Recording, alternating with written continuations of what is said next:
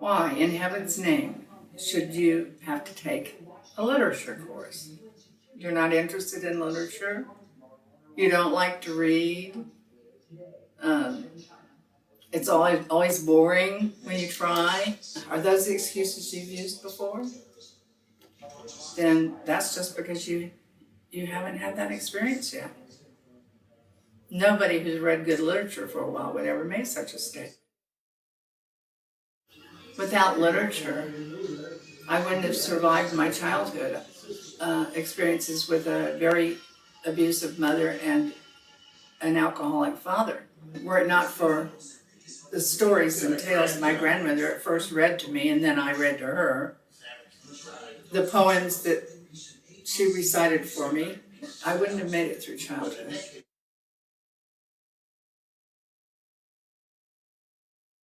The fairy tales, like Little Tom Thumb, gave me hope that little people could deal with big ogres and monsters, that I could trust my own intelligence and find a way out of the messes that my parents created. I learned about how healthy human beings behaved in general, and how I learned manners from literature and books. Formal, both formal manners and the informal kind that boil down to just treating other people the way you want to be treated. It was through literature that I went on all kinds of adventures, fun ones, scary ones, sad ones. I learned that I wasn't the only person in the world that had problems.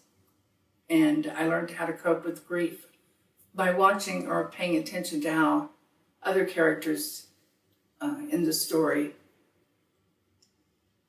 handled or didn't handle grief when they lost something or they had a major disappointment in their lives. That was all very, very helpful to me, and without literature, I'm not sure what I would have done. Later, as an adult, I accepted a job as a probation counselor officer at our city's municipal court. And after that, I worked with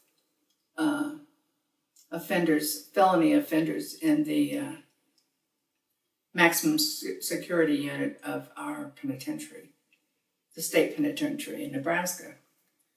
And in both cases, I found that I was able to use literature very profitably as an aid to counseling with the probationers. And it turned out that they discovered that it could change your life.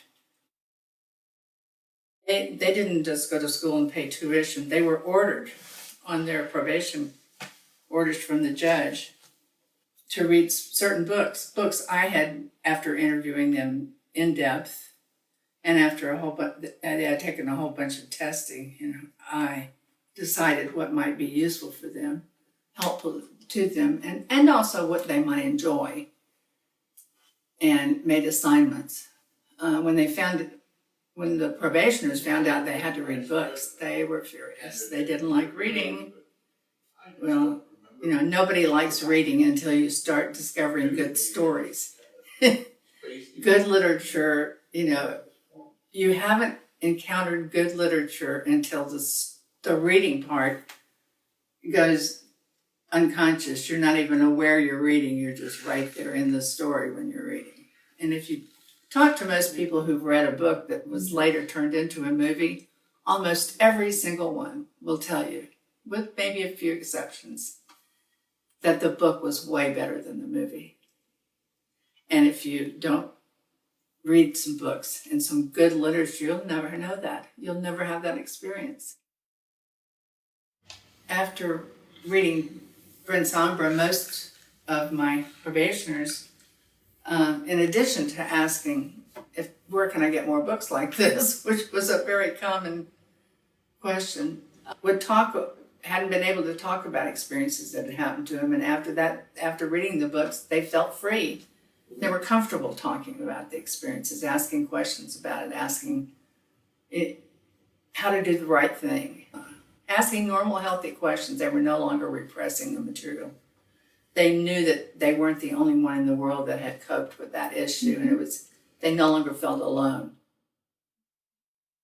As soon as you read a really fine piece of literature, it doesn't often happen the first time or the second time, but if you read very good authors, eventually you will find that you no longer even think about reading and how hard it is or how long it takes. Or, in fact, when you find good stories and fine pieces of literature, what usually happens is that, like my clients, you want to know, where can I get more like this? And often you don't want the stories to end because you're enjoying the experience that you're having. So open up your mind a little bit and see if you can get there. If you can get there, you'll enjoy it for the rest of your life.